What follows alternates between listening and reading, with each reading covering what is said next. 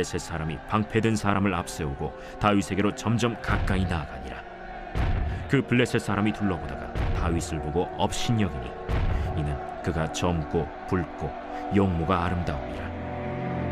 네가 나를 개로 여기고 막대기를 가지고 내게 나왔느냐 하고 그의 신들의 이름으로 다윗을 저주하고 그 블레셋 사람이 또 다윗에게 이르되 내게로 오라.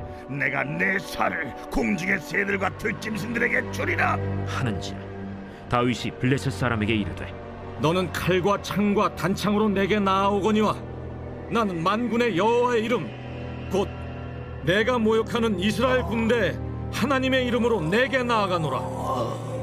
오늘 여호와께서 너를 내 손에 넘기시리니 내가 너를 쳐서 내 목을 베고 블레셋 군대의 시체를 오늘 공중의 새와 땅의 들짐승에게 주어 온 땅으로 이스라엘에 하나님이 계신 줄 알게 하겠고 또 여호와의 구원하심이 칼과 창에 있지 아니함을 이 무리에게 알게 하리라. 전쟁은 여호와께 속한 것인즉 그가 너희를 우리 손에 넘기시리라. 블레셋 사람이 일어나 다윗에게로 마주 가까이 올 때 다윗이 블레셋 사람을 향하여 빨리 달리며 손을 주머니에 넣어 돌을 가지고 물매로 던져 블레셋 사람의 이마를 치매 돌이 그의 이마에 박히니 땅에 엎드러지니라. 생각해보세요. 5m, 10m 되는 거인과 우리 2m도 채 되지 않는 인간과의 싸움. 상대가 되지 않겠죠. 어떻게 보면은 2m도 되지 않는 그 우리의 모습으로 5m, 10m 되는 거인을 어떻게 10m면 이 건물보다 더 큰 그러한 상대인데 어떻게 인간이 상대할 수 있을까 하는 생각이 들 정도예요. 물론 그 만화 애니메이션에는 뭐 인간의 지혜와 기술을 가지고 어떻게 상대하는 것 같은데 아마 두려움이 없을 수 없을 거예요. 두려움이 있고 염려가 있고 어떻게 하지 하는 그런 생각이 들 것입니다. 어떻게 이 거인을 상대해서 승리할 수 있을까 하는 그러한 마음을 늘 가지고 있을 것입니다. 이러한 거인에 대한 이제 그들의 작은 인간의 모습을 가지고 거인을 상대하는 그러한 그 모습은 앞으로 우리가 이 세상의 거인과도 같은 두려운 존재 앞에서 우리가 어떻게 살아가야 하는가. 이 거인이라는 단어는 우리가 흔히 키가 큰 사람들에게 사용을 합니다.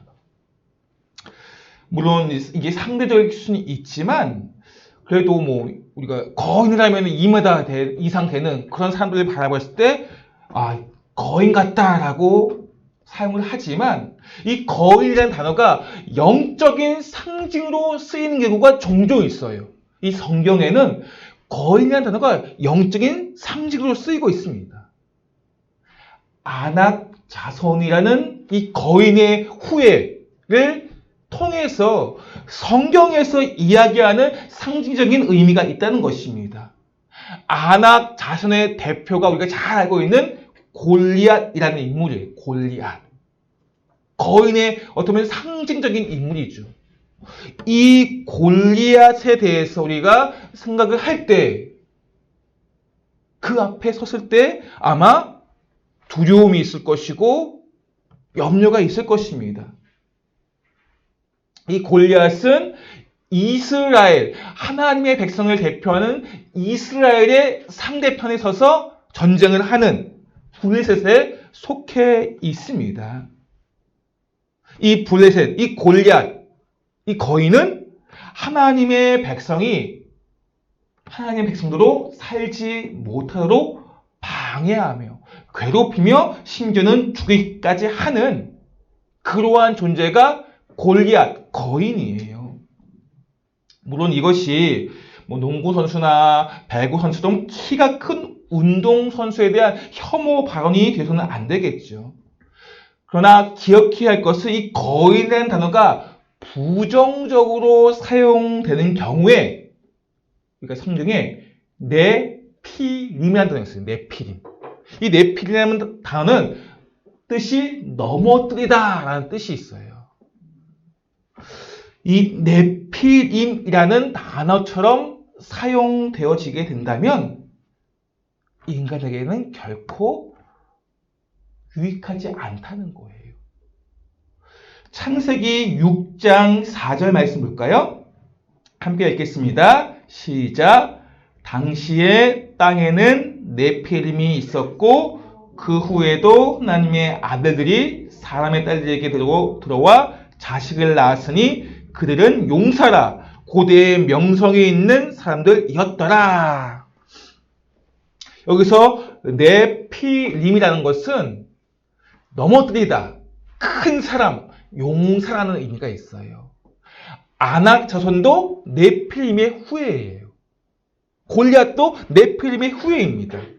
이 네피림이라는 것이 부정적으로 사용되면서 지금 이스라엘 백성들을 괴롭히는 아낙 자손처럼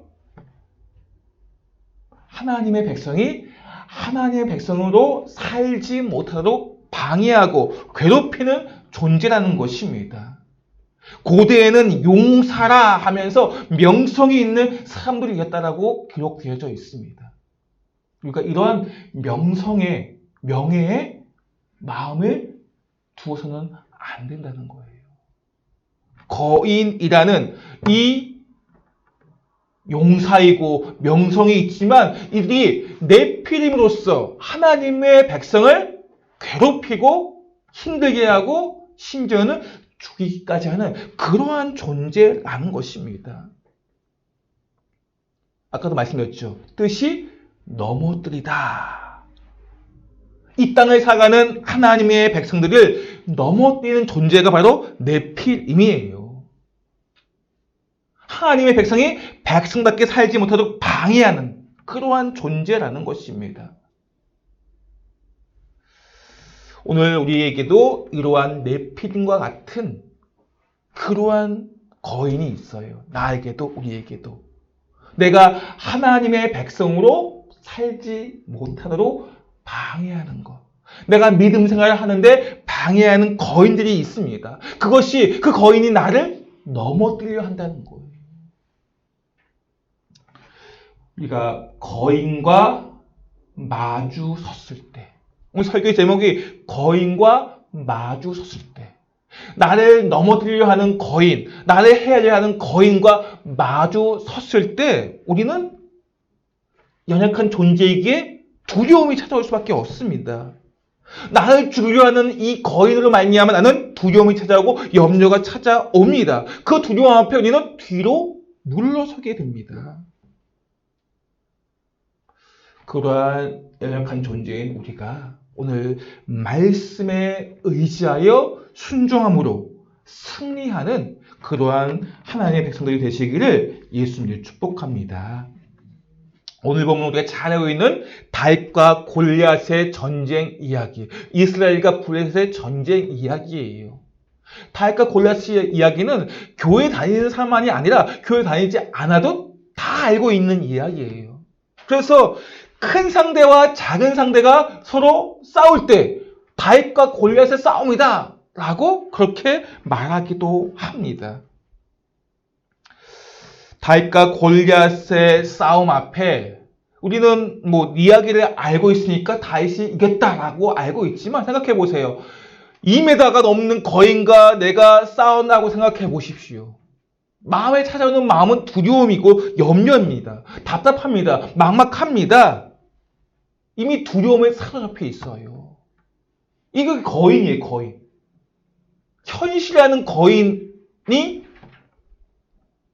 우리가 하나님을 섬기지 못하도록 내 마음을 막아버리고 답답하게 하고 두렵게 한다는 거예요. 현실이라는 거인이.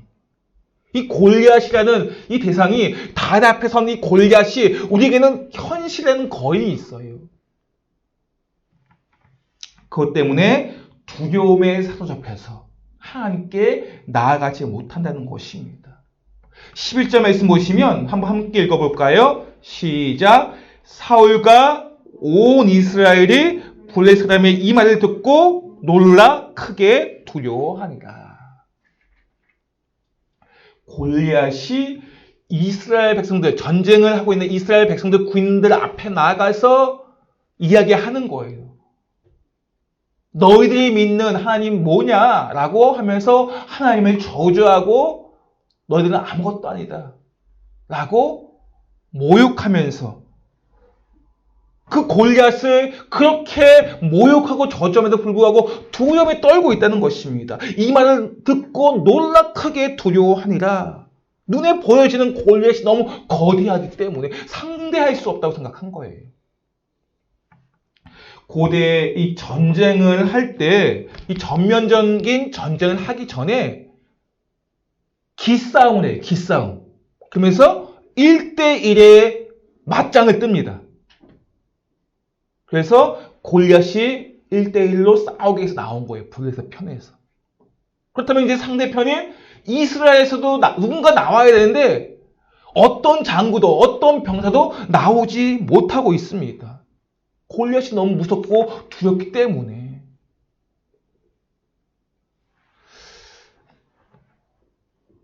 (3m) 가까이 되는 골리앗, 그리고 전신갑주를 입은 그 골리앗 앞에 이스라엘 백성들 중 아무도 지금 나올 수 있는 사람이 없습니다.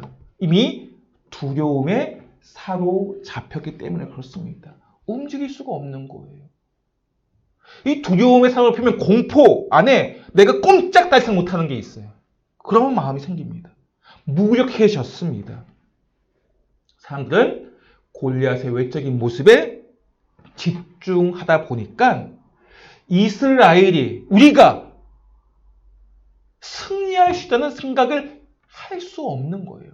우리가 어떻게 이게 저 골리앗 앞에 어떻게 상대하지?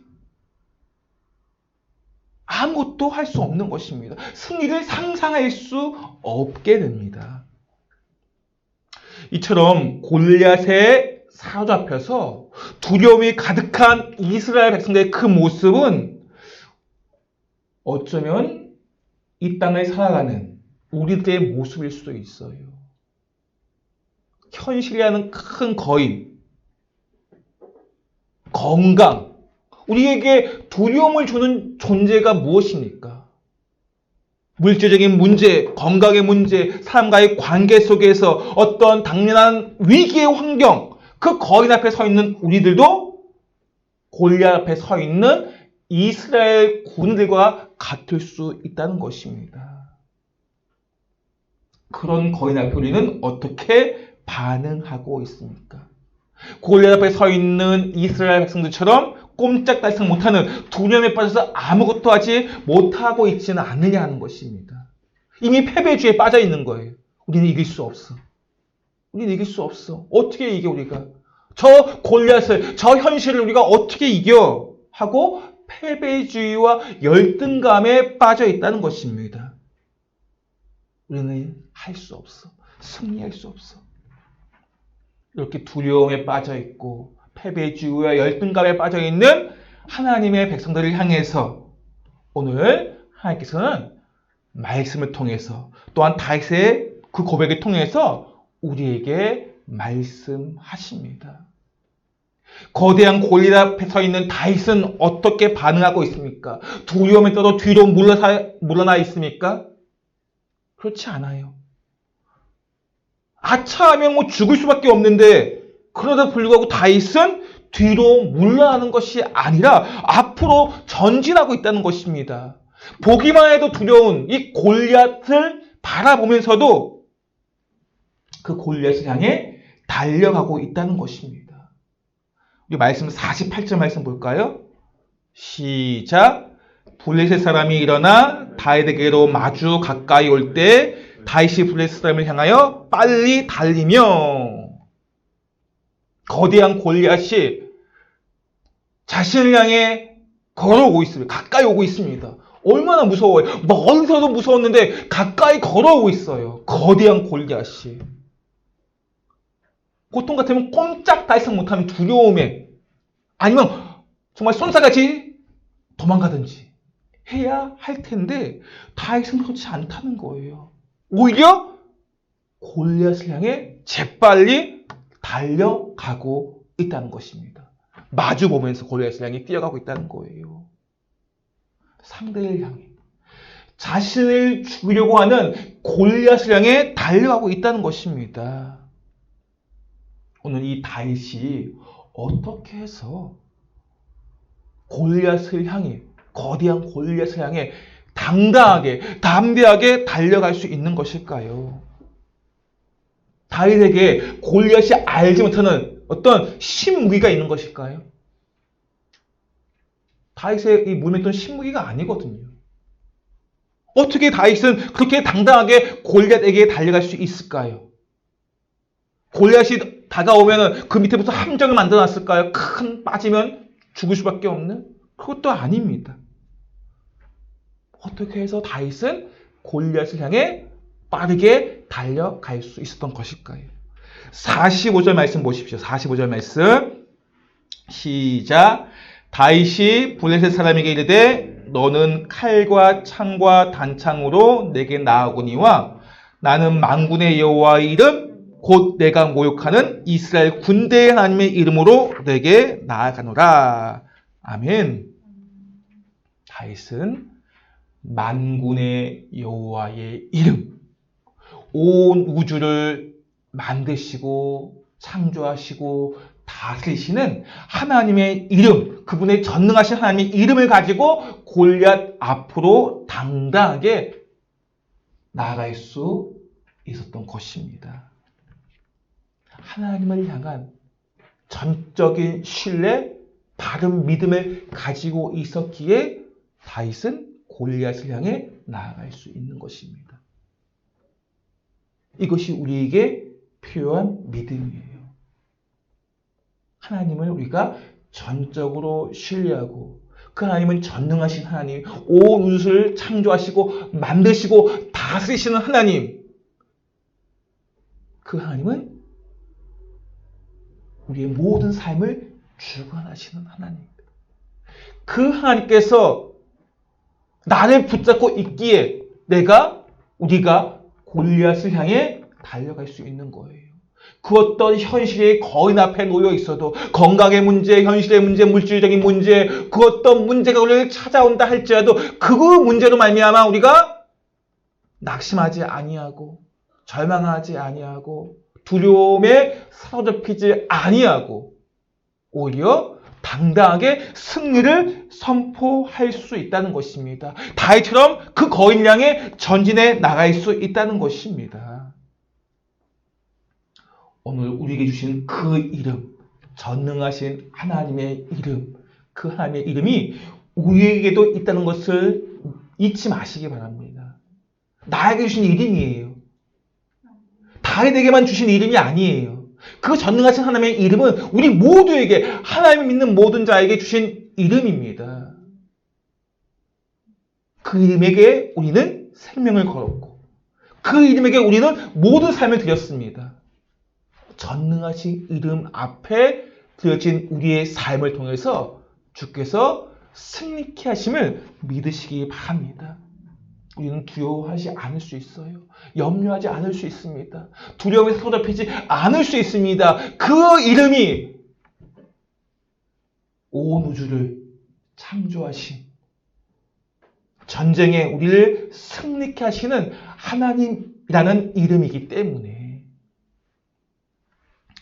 오늘 우리가 이 이름을 우리의 마음에 붙잡으시고 그 하나님의 이름을 통해 주신 능력과 힘으로 다윗처럼 우리가 앞으로 전진할 수 있는 그러한 삶을 사시기를 예수님으로 축복합니다. 거인 앞에 마주 섰을 때 우리가 거인 앞에 마주서는 영적인 전쟁을 해야 합니다. 그런데 다윗은, 그러니까 다윗뿐만이 아니에요. 우리의 모든 삶은 이러한 거인 앞에 서기도 전에 무너지는 삶을 종종 보게 됩니다. 어쩌면 다윗도 무너질 뻔했습니다. 영적인 전쟁을 하기 전에, 골리앗과 제대로 싸워보기도 전에, 그러한 영적 전쟁을 싸우기도 전에 어떻게 보면은 다윗은 뒤로 물러날 뻔했습니다. 바로 사람들과의 관계 속에서, 형제와의 관계 속에서. 다윗은 골리앗 앞에 나아가기 전에 형 엘리압을 만나게 되고 형 엘리압을 통해서 격려함을 받고 넌 할 수 있어! 위로함을 받는 것이 아니라 오히려 다윗은 형에 의해 비아냥거림을 받게 되고 낙담하는 말을 받게 되고 자신감을 잃어버리는 그러한 힘 빠진 말을 듣습니다. 가장 가까운 사람에게. 그러한 말을 들은 다윗의 마음은 어떨까요? 어쩌면 우리 같으면 뛰쳐나가서 그냥 집으로 돌아갈 수도 있겠죠.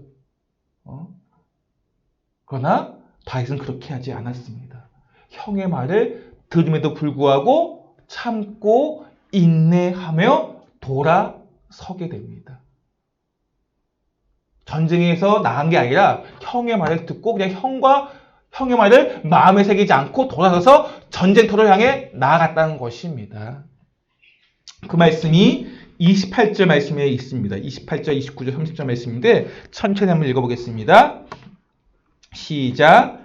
큰형 엘리압이 다윗이 사람들에게 하는 말을 들은지라 그가 다윗에게 노를 바라여 이르되 내가 어찌하여 이리로 내려왔느냐 들에 있는 양들을 누구에게 맡겠느냐 나는 내 교만과 내 마음의 완악함을 아노니 내가 전쟁을 구경하러 왔도다. 다윗이 이르되 내가 무엇을 하였나이까 어찌 이유가 없으리까 하고 돌아서서 다른 사람을 향하여 전과 같이 말하며 백성이 전과 같이 대답하니라. 다윗이 그렇게 형으로부터 혼란을 당하고 정말 들어서는 안 되는 그런 말들을 하는 어떻게 보면 모욕을 당했습니다. 그런데 다윗이 그런 모욕 앞에 형 멱살 잡고 어떻게 형이 나한테 그럴 수 있느냐 하고 형과 싸우지 않았어요.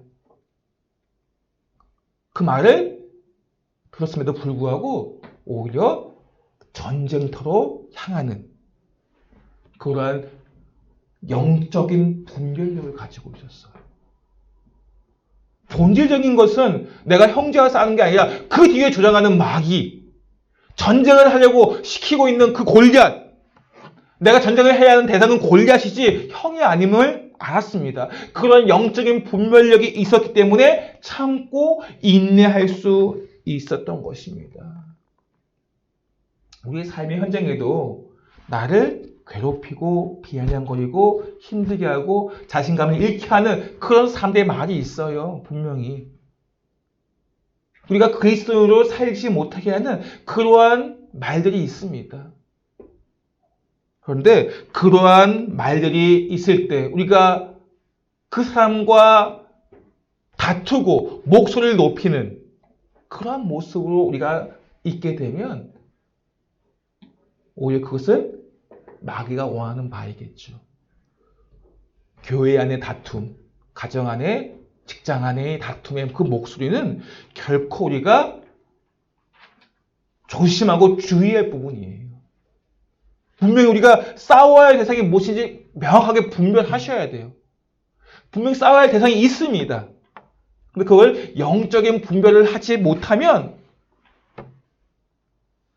오히려 그리스도인으로서 하나님의 영광을 가리는 그런 일들이 될 수가 있어요. 전쟁의 승리에도 내가 싸움의 승리에도 내가 얻었다 할지라도 더 많이 잃어버릴 수가 있다는 거예요. 우리는 그래서 영적인 분별력을 가지고 늘 깨어 있으셔야 돼요. 근데 우리가 어떻게 하면 영적인 분별력을 가지고 깨어 있을 수 있겠습니까? 말씀이 우리 안에 있을 때 영적인 분별력을 가질 수 있는 거예요. 말씀이 우리 안에 있을 때 깨어 있을 수 있는 것입니다. 오늘 다윗은 그래서 그러한 영적인 분별력을 가지고 형제와 싸운 것이 아니라 골리앗을 향해 나아갈 수 있었던 것입니다. 우리가 이런 영적 분별력을 가지고 있을 때 내가 쌓아야 할 대상이 분명히 세상의 거인임을 알게 되고 그 거인과의 영적 전쟁에서 승리할 수 있게 되는 것입니다. 우리가 싸워야 할 세상은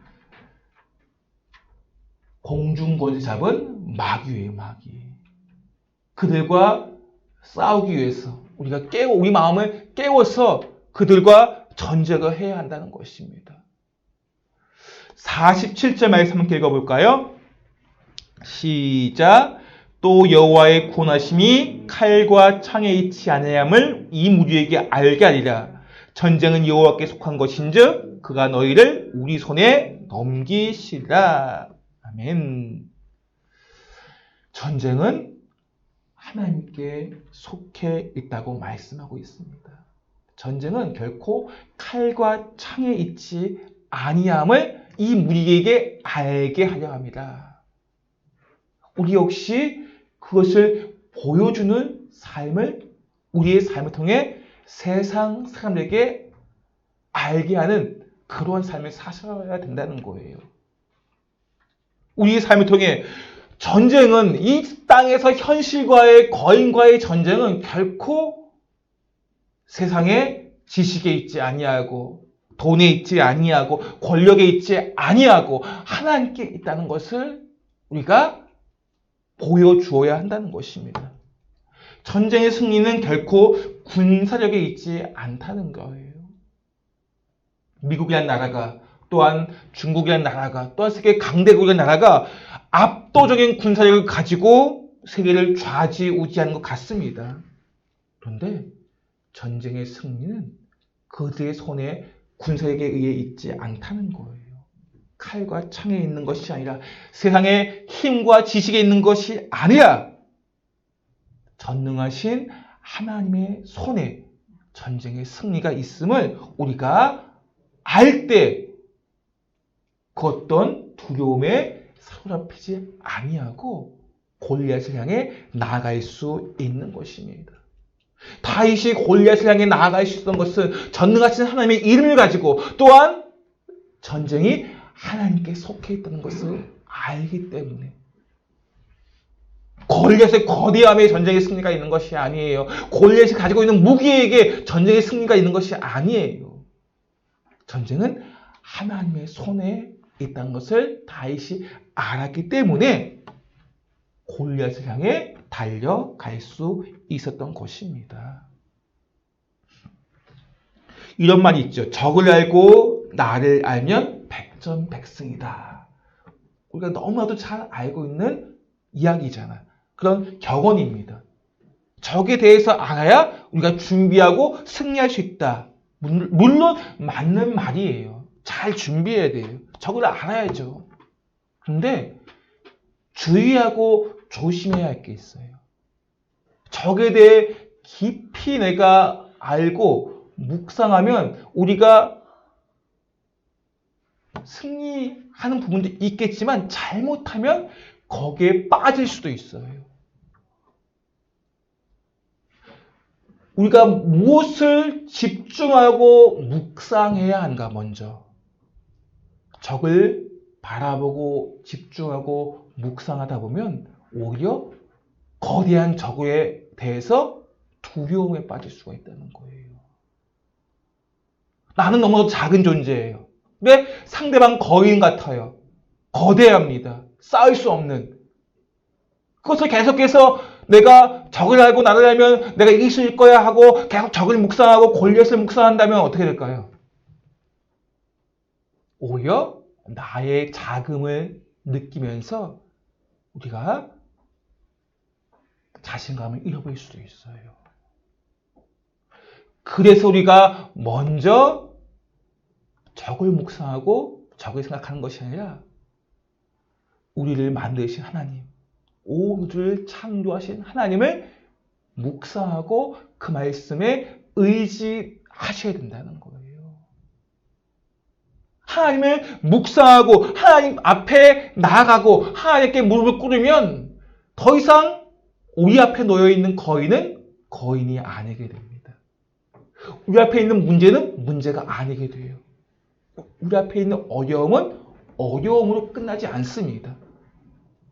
이것은 하나님의 손길이 되는 거예요. 거인, 문제, 어려움 이것이 다 나를 만드시는 하나님의 세미한 손길이 된다는 거예요. 우리가 하나님을 묵상하지 아니하고 하나님을 기억지 아니하면 거인은 나를 두렵게 하는 존재, 괴롭히고 힘들게 하는 존재가 되지만 내가 하나님을 묵상하고 말씀을 묵상하잖아요. 그럼 내 앞에 있는 현실, 거인, 그 어떤 두려움, 그 어떤 문제, 그 어떤 물질적인 어려움 다 나를 만드시는 하나님의 손길이 된다는 거예요. 나를 만드셔요. 무엇으로? 문제로, 어려움으로, 현실의 그 어떤 거인으로 나를 하나님께서 만들어 가셔요. 나의 모난 부분을 깎아 가셔요. 나를 하나님의 사람답게 만들어 가십니다. 무엇으로요? 이 현실의 어려움, 골리앗으로, 거대한 거인으로 나를 하나님께서 만들어 가신다는 거예요. 지금 나를 두렵게 하는 거인이 무엇입니까? 어떤 어려움이 있습니까? 어떤 문제가 있습니까? 나를 낙심하게 하고 절망하게 하고 나를 힘들게 하는 것이 무엇입니까? 마귀는 그 거인을 통해서 나를 넘어뜨리려고 합니다. 무너뜨리려고 해요. 그러나 우리 하나님께서는 그 거인을 통해서 나를 더 아름답게 세워가도록 나를 만들어 가신다는 거예요. 하나님의 손길을 통해서. 그렇기 때문에 우리가 집중해야 할 것은 골리앗이 아니에요. 전쟁에 승리케 하신 하나님, 온 우주를 만드신 그 하나님과 그 말씀에 우리가 집중하면 되는 것입니다. 그러할 때 전쟁은 우리가 승리하게 되는 것입니다. 49절 말씀 보겠습니다. 시작. 손을 주머니에 넣어 돌을 가지고 물매로 던져 블레셋 사람의 이마를 치매 돌이 그의 이마에 박히니 땅에 엎드러지니라. 거인 골리앗이 땅에 엎드러졌습니다. 하나님께서 우리에게 거인을 통해서 우리를 두렵게 하기 위해서 골리앗을 주신 게 아니에요. 내 앞에 있는 거인 골리앗이 있어요. 그 거대한 골리앗들은 나를 두렵게 하고 나를 힘들게 하기 주신 게 아니에요. 나를 만들기 위해서, 나를 세워가기 위해서 하나님께 주신 손길이 될 수 있다는 거예요. 그리고 그 거인 골리앗은 결국 우리가 하나님께 집중할 때, 말씀에 집중할 때 거인과의 그 싸움에서 승리할 수 있게 하십니다. 골리앗이 땅에 엎드러지니라. 전쟁에 승리하였습니다. 어떤 골리앗이 찾아와도 어떤 거인이 우리를 찾아와서 힘들게 한다 할지라도 우리가 전능하신 하나님의 그 이름 앞에 그 하나님의 말씀 앞에 우리가 집중하게 되면 전쟁에 승리케 하시는 하나님을 만날 수 있습니다. 오늘 이 말씀을 우리의 마음에 새기시고 우리가 무엇에 집중해야 하는가? 문제가 아니라 거인이 아니라 하나님께 집중하시고 그 말씀을 의지하시고 전적으로 하나님을 신뢰할 때 우리는 전쟁에서 승리케 하시는 하나님을 만날 수 있습니다. 그러한 은혜가 우리 모두에게 있기를 예수님을 축복합니다.